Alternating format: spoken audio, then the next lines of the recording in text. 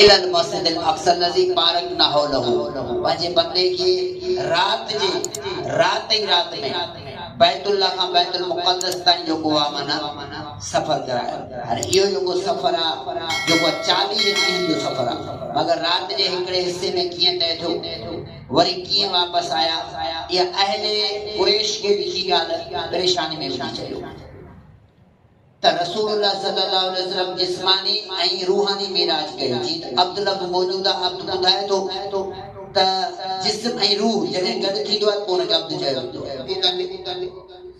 त इहो बि माण्हुनि में काफ़ी फ़िरका आहिनि, हुननि जो अक़ीदो आहे त नबी अलैहिस्सलाम सिर्फ़ ख्वाब में मेराज कयो, उहो हक़ीक़ी तौर ते बेदारी सूरत में मेराज न कयो, जेको इंतहाई ग़लत